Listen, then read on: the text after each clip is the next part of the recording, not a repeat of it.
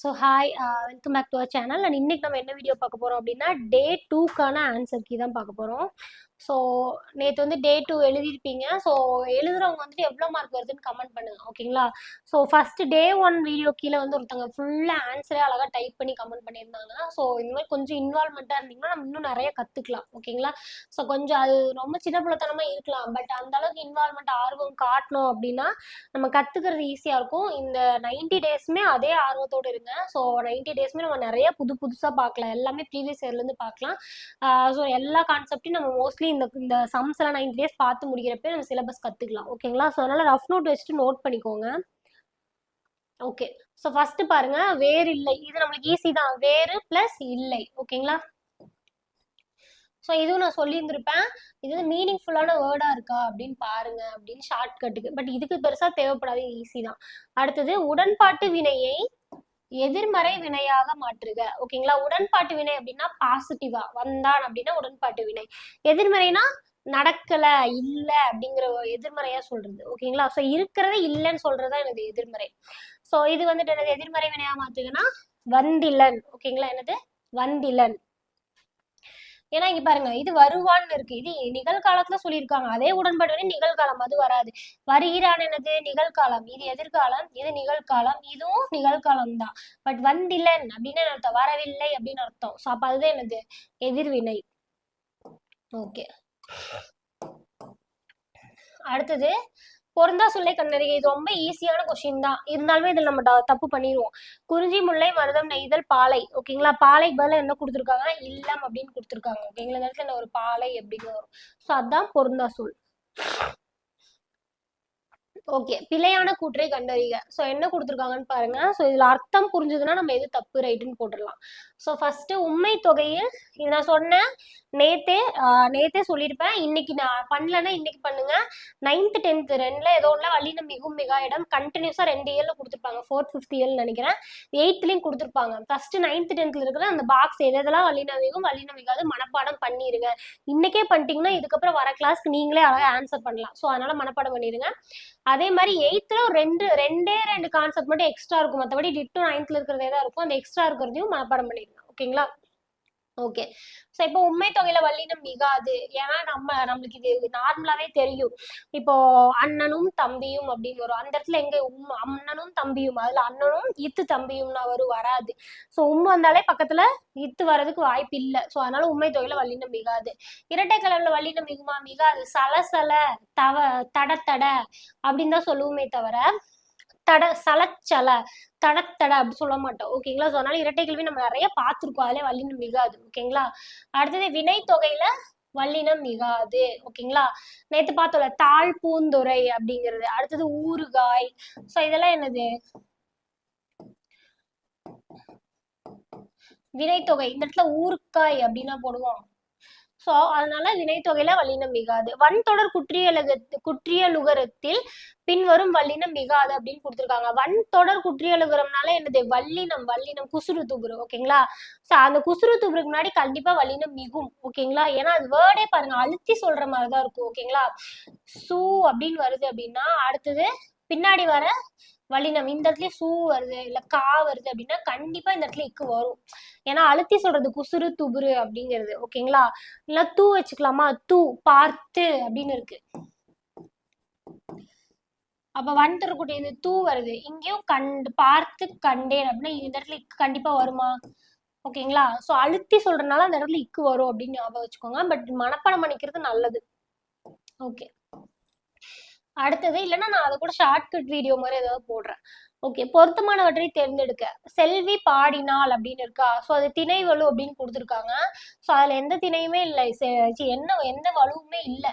செல்விங்கிறது ஆண்பால், செல்விங்கிறது பெண்பால், பாடினாள்ங்கிறது பெண்பால், உயர்திணையில தான் ரெண்டுமே இருக்கு, அதனால அது இல்லை. அடுத்து என் மாமா வந்தது அப்படின்னு இருக்கு, ஓகேங்களா? ஸோ என்னது பொருத்தமானவற்றை தேர்ந்தெடுக்க. என் மாமா வந்ததுன்னு இருக்கு அப்படின்னா என்ன அர்த்தம்? ஸோ ஓகே, என் மாமா வந்தது அப்படின்னா என்ன அர்த்தம்? என் மாமா வந்ததுன்னு கொடுத்துருக்காங்க, அப்ப என்ன அர்த்தம்? என் மாமாங்கிறது உயர்திணை, வந்தது அப்படிங்கிறது அக்ரிணை. ஸோ ரெண்டுமே மாறி இருக்கு, ஓகேங்களா? அப்போ இது தப்பா இருக்கு. ஆனா இங்க என்ன கொடுத்துருக்காங்க, கரெக்ட்னு கொடுத்துருக்காங்க, வளா நிலைன்னு கொடுத்துருக்காங்க, ஓகேங்களா? அடுத்தது நான் இங்க பாருங்க செல்வி பாடினாள் அப்படிங்கிறது சரியா இருக்கு, ஆனா வலுன்னு கொடுத்துருக்காங்க. அப்ப இதுவும் தப்பு. இங்க இதுதான் வளாநிலை, இதுதான் வலு. ஸோ ரெண்டுமே தப்பு. நான் வந்தேன் அப்படின்னு இருக்கு ஓகேங்களா, நான் வந்தேன் கரெக்டா தான் இருக்கு ஓகேங்களா, ஆனா இந்த இடத்துல என்ன கொடுத்துருக்காங்க, வலுன்னு கொடுத்துருக்காங்க. அப்போ அங்க வலு கிடையாது, ஆனா சாரி வலுன்னு கொடுத்துருக்காங்க. ஸோ அப்போ அதுவும் தப்பு. ஆனா இங்க பாருங்க நாய் கத்தும் அப்படின்னு கொடுத்துருக்காங்க, நாய் என்ன பண்ணும், குறைக்கும். ஸோ அப்போ இந்த இடத்துல வலுதான். ஸோ கரெக்டா கொடுத்துருக்காங்க. ஸோ இதுதான் பொருத்தமா பொருந்துது, இதுதான் கரெக்ட், மற்றதெல்லாம் தப்பு ஓகேங்களா. ஓகே, அடுத்தது பிழையான தொடரை காண்க. சுட்டெழுத்துகளுக்கு பின் வல்லினம் மிகும். கரெக்ட். வல்லினம் மிகும் மிகா தெரிஞ்சுச்சுன்னா தான் போட முடியும். ஓரெழுத்து ஒரு மொழிக்கு பின் வல்லினம் மிகும். Correct correct. உண்மை தொகையில் வல்லினம் மிகும். இரட்டை கிளவியில வல்லினம் மிகும் கொடுத்துருக்காங்க. இங்கே நம்ம பார்த்தோமா, சலசல, சட சட, இதுல வல்லினம் மிகாது ஓகேங்களா. அடுத்தது கலைச்சொல். கலைச்சொல்லும் நம்ம ஒன்னொன்னா பார்த்துடலாம். புக் பேக்ல இருக்கிற புக் பேக்ல ஒரு இயல் பின்னாடியே கலைச்சொல் இருக்கு இல்லையா, அதை பார்த்துக்கோங்க. மோஸ்ட்லி ஈஸியா தான் இருக்கும். ஒரு இந்த பொறுத்துக்க மாதிரி தான் கலைச்சொல் முக்கால்வாசி கேட்கறாங்க. அதுல ஒரு ரெண்டு தெரிஞ்சிச்சுன்னா கூட நம்ம மேட்ச் பண்ணி போடலாம் ஓகேங்களா. செக் அப்படின்னா என்னது, நம்ம பேங்க்ல கொடுக்குறோம்ல செக், அது தமிழ்ல என்னது, காசோலை ஓகேங்களா. அடுத்தது ஃபைல். ஃபைலுக்கு தமிழ்ல என்னது, கோப்பு. இதெல்லாம் மோஸ்ட்லி எல்லாத்துக்குமே தெரியுது இப்போ. ஓகே, இந்த ரெண்டு தான் நம்மளுக்கு மிஸ் ஆகும் ஓகேங்களா. விசா அப்படின்னா என்னன்னா நுழைவு இசைவு. ஏன்னா ஒரு ஒரு ஒரு நாட்டுக்கு போறோம் அப்படின்னா நீ வரலாம் அப்படின்னு சொல்லி, நீ நுழையலாம் அப்படின்னு சொல்லி, இசைவுன்னா என்ன, பர்மிஷன் கொடுக்கறதா விசா. அப்ப விசானா என்ன, நுழைவு இசைவு. நம்ம கடந்து போறதுனால அது கடவு சீட்டு அப்படின்னு நினைக்க கூடாது. விசா வேற, பாஸ்போர்ட் வேற. பாஸ்போர்ட்டுங்கிறது நம்ம கடந்து போறதுக்கான சீட்டு, அப்ப கடவு சீட்டு. ஸோ அப்படி ஞாபகம் வச்சுக்கோங்க ஓகேங்களா. ஸோ 4 3 2 1. ஸோ விசா பாஸ்போர்ட்டுக்கு மீனிங் தெரிஞ்சிச்சுன்னா அது போட முடியும். ஸோ இது ரெண்டும் கொஞ்சம் ட்ரிக்கியா இருக்கு, நோட் பண்ணிக்கோங்க. ஓகே, அடுத்தது அவன் பொன்னன் எவ்வகை பெயர்னு கேட்டிருக்காங்க. பொன்னன்னா என்ன, ஒரு பொருளை குறிக்கிறது, அப்ப பொருட்பெயர். பெயர் சொல்லின் பொருளை செயப்படு பொருளாக மாற்றுக அப்படின்னு கொடுத்துருக்காங்க ஓகேங்களா. செயப்படு பொருள் அப்படின்னா என்ன அப்படின்னா, இப்போ வீடு,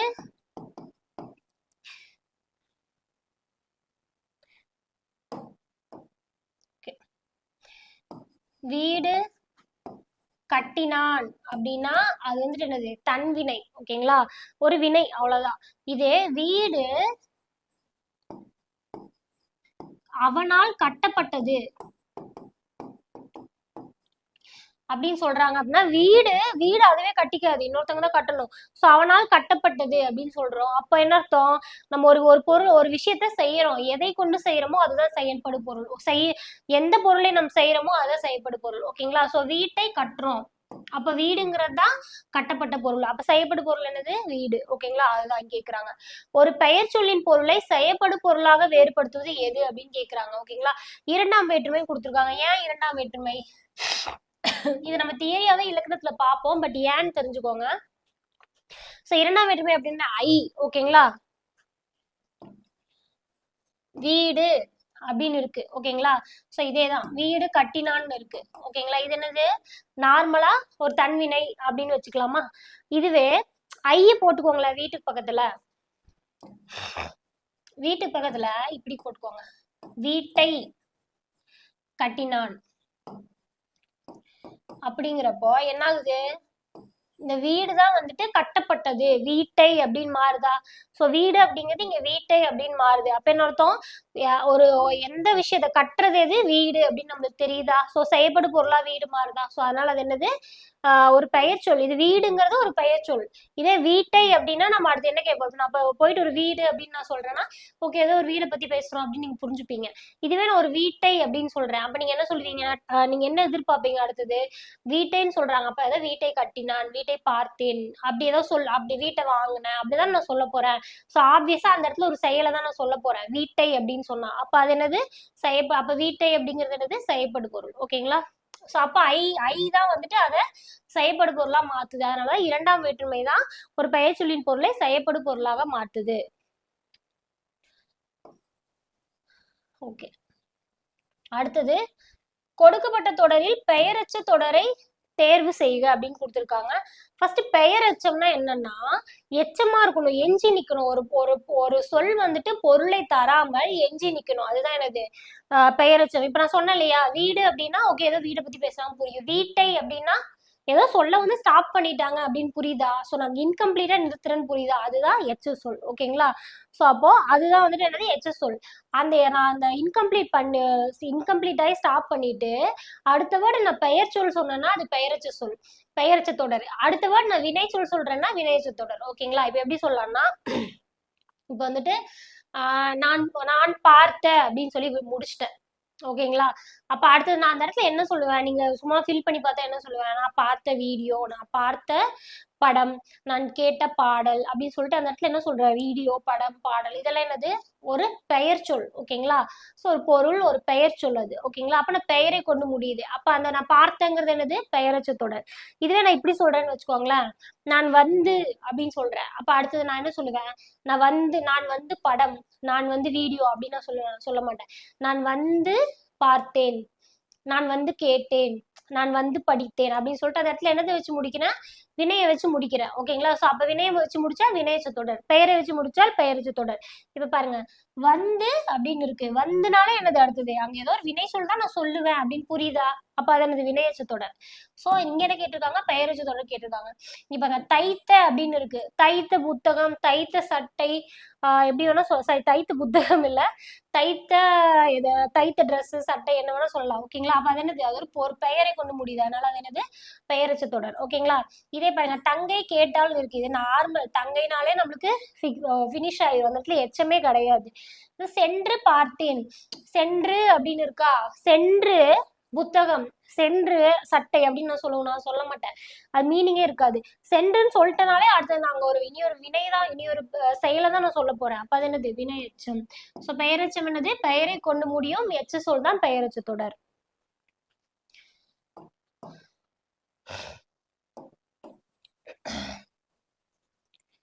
ஓகே. குழல் கேட்டு மகிழ்ந்தான். இது எவ்வகை ஆகு பெயர் அப்படின்னு கேட்டிருக்காங்க. ஓகேங்களா? சோ குழல் கேட்டு மகிழ்ந்தான்னா குழல் வந்துட்டு என்ன சொல்றது? குழலை காதுல போட்டு மகிழ மாட்டாங்க. குழல்ல வர இசையை தான் காதுல போட்டு மகிழ்வாங்க. பட் அந்த இசையை சொல்றதுக்கு பதிலா அந்த கருவியை குறிச்சிருக்காங்க. சோ பார்த்தாலே ஈஸியா கண்டுபிடிச்சிடலாம். அந்த கருவியால அந்த இசை, அந்த குழல்ல வர இசை தான் நம்ம கேட்போம், குழலை கேட்க மாட்டோம்.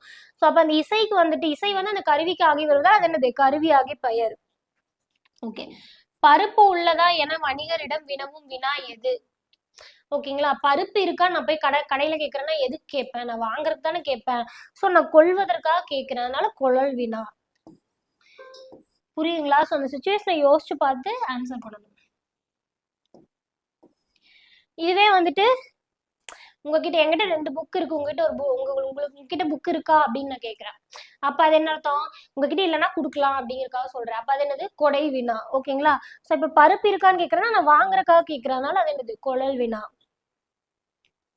அடுத்தது பாருங்க, கிளி, கிழி, கிளி போன்ற சொற்களுக்கு சரியான பொருள் வேறுபாட்டை தேர்வு செய்யன்னு கொடுத்துருக்காங்க.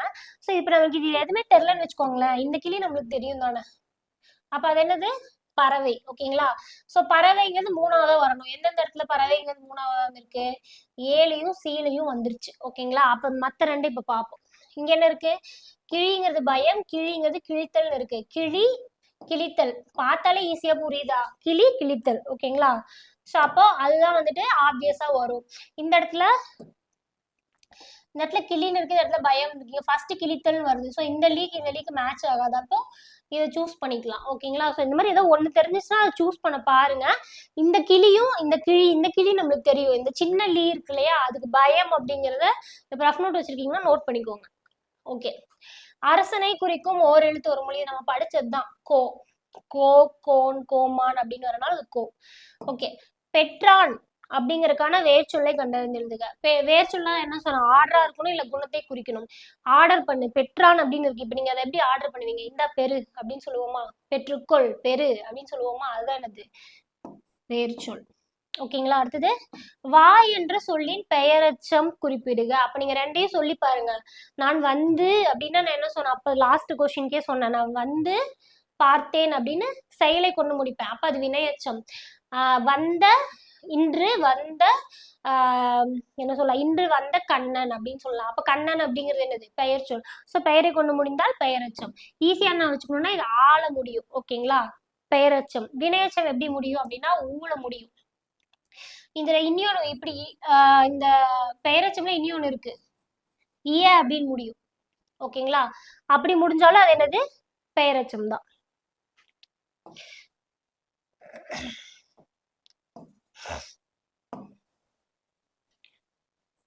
ஓகே, அடுத்தது பாருங்க. இந்த அகரவரிசை நான் லாஸ்ட் வீடியோலயே சொல்லியிருந்தேன். என்னன்னா இந்த சே சே சே சே மூணுமே சேல கொடுத்துட்டாங்க. ஃபர்ஸ்ட் லெட்டர் எல்லாமே ஃபர்ஸ்ட் நான் என்ன சொன்னேன்? காங்காச்சானா பாருங்கன்னு சொன்னேன். காங்காச்சானா ஒரே மாதிரி இருக்கா, அப்ப அதை பிரிச்சு அது இருக்க இப்படி ஆர்டர் படுத்துங்கன்னு சொன்னேன். இப்ப ரெண்டுலயுமே இது எல்லாத்துலயுமே ஏ தான். சேவை பிரிச்சோம்னா இச்சு பிளஸ் ஏ சே சே சே எல்லாமே சே தான். அப்ப அதை ஆர்டர் படுத்த முடியாது. அப்ப நான் என்ன சொன்னேன்? செகண்ட் லெட்டர் போங்கன்னு சொன்னேன்னா இப்ப இருக்கிற எல்லா செகண்ட் லெட்டரும் எழுதுவோமா? ஃபர்ஸ்ட் என்ன இருக்கு? இப்பு. செகண்ட் என்ன இருக்கு? இன்னு. தேர்ட் என்ன இருக்கு? இல்லு. அடுத்தது டி. ஓகேங்களா? ஸோ இப்போ இதுல எது வரும்? காங்காச்சானா படி பாருங்க. ஓகேங்களா? ஸோ நம்ம டி ஈன்லாம் பிரிக்க வேணாம், இங்கெல்லாம் மெய் எழுத்தானு இருக்கு. ஸோ அதை கம்பேர் பண்ண முடியாது. ஸோ காங்காச்சானா படி பார்த்தோம்னா காங்காச்சானா டானா. ஸோ அப்போ ஃபர்ஸ்ட் டா தான் வரும். ஓகேங்களா? செடி. அடுத்தது பாமா. ஸோ பாங்கிறது தான் செகண்டா வரும். அடுத்தது லாரிக்கு வர லா. இந்த இன் லாஸ்டா வரும், நமக்கு ஆப்வியஸா தெரியும். ஓகேங்களா? அவ்வளவுதான். இதை காங்காச்சானா படி வரிசைப்படுத்தினா முடிஞ்சு. First letter. செகண்ட் லெட்டரும் அப்படிதான் இருக்கு. அப்ப என்ன பண்ணணும்? தேர்ட் லெட்டர் போங்க. ஓகேங்களா? முதல்ல காங்காச்சானா பார்க்கணும். அது வந்துட்டு ஒரே மாதிரி இருக்கு அப்படின்னா என்ன பண்ணணும்? அதை பிரிச்சு அதுல இருக்க உயிரெழுத்தை பார்த்து அதன்படி ஆர்டர் படுத்தணும். அதுவும் ஒரே மாதிரி இருக்கு அப்படின்னா அதுக்கு அடுத்த வேர்டை பார்க்கணும். அதுவும் ஒரே மாதிரி தான் அதுக்கு அடுத்த வேர்டை பார்க்கணும். ஓகேங்களா? இன்னொன்னு என்னன்னா சில இதுல வரிசைப்படியே டைரக்டா கொடுத்துருப்பாங்க. இப்ப எப்படின்னா செப்பு செல்வம் இருக்கா, செப்பு செல்வம் பிளஸ் அணை ஆடு அப்படின்னு கொடுத்துட்டாங்க. இப்ப இந்த சென்னை செடி கிடையாது, செப்பு செல்வம் அணை ஆடுதான். இப்ப என்ன பண்ணுவீங்க? முதல் உயிரெழுத்து தான் வைக்கணும். இதை தான் ஃபர்ஸ்ட் ஆர்டர் படுத்தணும். இதுல எது ஃபர்ஸ்ட்னு பாத்துக்கோங்க. இது ஆ, இது ஆன்னு இருக்கு. அப்ப இது ஃபர்ஸ்ட், இது செகண்ட். ஓகேங்களா? இது ஃபர்ஸ்ட், இது செகண்ட். அதுக்கப்புறம் இதுல எது வரும் அப்படிங்கறது பாருங்க. ஓகேங்களா? பா வந்ததுக்கு தான் லா வரும். இது தேர்டு, இது ஃபோர்த்து. புரிஞ்சா? உயிரும் உயிரெழுத்தும் காங்காச்சானா மெய்யெழுத்தும் கலந்து கொடுக்கறது இது. ஸோ அதையும் பார்த்துக்கணும். ஸோ உயிரெழுத்தும் வந்து மெய்யெழுத்து. முதல்ல நான் என்ன சொன்னேன்? காங்காச்சானா பாருங்கன்னு. அதுக்காக இங்க ஐ இருக்கு உயிரெழுத்து. ஸோ அதை விட்டுட்டு காங்காச்சானா தான் பார்க்கணுமானா கிடையாது. முதல் உயிரெழுத்து, முதல் எழுத்தே உயிரெழுத்தா வந்தா அதை தான் ஃபர்ஸ்ட் இருக்கிற உயிரெழுத்தெல்லாம் ஃபர்ஸ்ட் பொறுக்கி ஒரு 3-4 லெட்டர் வருதுன்னா அதை முதல்ல அதுக்குள்ளுக்குள்ள ஆர்டர் பண்ணிருங்க. அப்புறமா இதை எடுத்து ஆர்டர் பண்ணுங்க. ஆனா முதல் உயிரெழுத்து தான் வரணும். ஓகேங்களா? அடுத்தது காலங்களில் தெருவில் மழை வைக்காதீர் காலை. ஓகேங்களா? ஸோ இதை வந்து ஒழுங்குபடுத்தி எழுதுகிறது. நம்ம வாசிச்சு நம்மளா பிராக்டிஸ் பண்றதா. ஓகேங்களா? என்ன வரும்? மழை காலங்களில் தெருவில் காலை வைக்காதீர் அப்படின்னு வருமா? ஸோ பின்னாடி இருக்கிறதையும் பார்ப்போம். வைக்காதீர் காலை காலங்களில் மழை தெருவில் வராது. தெருவில் வைக்காதீர் காலை மழைக்காலங்களில். எப்பவுமே மழைக்காலங்கள் தான் ஸ்டார்ட் பண்ணுவோம். இது லிட்டரலி ஒண்ணுதான் கிட்டத்தட்ட. ஆனாலும் மழைக்காலங்கள் தான் நம்ம மோஸ்ட்லி யூஸ் பண்ணுவோம். ஸோ அந்த மாதிரி வருது, ஒரே மாதிரி வருது அப்படின்னா என்ன பண்ணணும்னா எது எது கரெக்டா இருக்கும், ஆஃப்டா இருக்கும் அப்படிங்கறத பாருங்க. ஏன்னா நம்ம இதை பார்த்தோன்னே எடுத்தோடனே மழைக்காலங்களில் வைக்காதீர் காலை தெருவில் இருக்கு. இது ஓகே தான், கரெக்ட் தான், கிட்டத்தட்ட கரெக்ட் தான். அப்ப நம்ம இது ஓகேன்னு சொல்லுவோம். ஆனா இன்னும் எக்ஸாக்டா எது இருக்குன்னு வாசிக்கணும். டக்குன்னு இதை டிக் பண்ணிடக்கூடாது. ஓகேங்களா? ஓகே, அடுத்தது தன்வினை பிறவினை. நம்ம லாஸ்ட் வீடியோல பார்த்தோம் இல்லையா? கீழ்கண்டவற்றில் பிறவினை தொடர் எது? பிறவினைனா என்ன? நான் செய்யாம இன்னொருத்தரை வச்சு அந்த வேலை வாங்குறதுல பிறவினை. அதே கற்பித்தால் தான் இங்கேயும் இருக்கு. ஓகேங்களா? கற்றால்னா நானே கத்துக்குவேன், கூறினால்னா அவளே கூறினாள், அவனே கூறினான். எல்லாம் அவங்கவுங்க செஞ்ச வேலை. கற்பித்தாள்ங்கிறது இன்னொருத்தர் கற்க வச்சாங்க, இன்னொருத்தவங்க செஞ்ச வேலை. அதனால அது பிறவினை. ஓகேங்களா? அடுத்தது பிசிராந்தையார் நட்புக்கு இலக்கணமாக திகழ்கிறார். எவ்வகை தொடர்? உணர்ச்சி தொடரா? இல்ல. பிசிராந்திரார் எவ்வளவு அழகாக நட்புக்கு இலக்கணமாக திகழ்கிறாரே அந்த மாதிரிலாம் வந்துச்சுன்னா அது உணர்ச்சி தொடர். அப்படி இல்லை. வினா தொடர்னா கொஸ்டின் வரணும், இல்லைன்னா திகழ்கிறாரா அது நமக்கு தெரியும். இல்லைன்னா பிசிராந்தியார் நட்புக்கு இலக்கணமாக திகழ் அப்படின்னு ஆர்டர் போட்டா அது கட்டுரை தொடர். அப்படி இல்லை. ஸோ நார்மலா ஒரு ஒரு செய்தியை நமக்கு சொல்றாங்க, அதனால அது என்னது? செய்தி தொடர். ஓகேங்களா? ஸோ அவ்வளோதான். ஸோ இதில் எவ்வளோ மார்க் வந்துச்சு அப்படின்னு சொல்லி கமெண்ட் பண்ணுங்க. கமெண்ட்ல டே 3க்கான கொஸ்டின் பேப்பர் கொடுத்துருக்கேன், அட்டன் பண்ணிட்டு அடுத்த நாள் நம்ம எக்ஸ்பிளேஷன் பார்க்கலாம். ஓகேங்களா? ஸோ அடுத்த வீடியோவில் மீட் பண்ணலாம். அண்டில் தென் பாய்.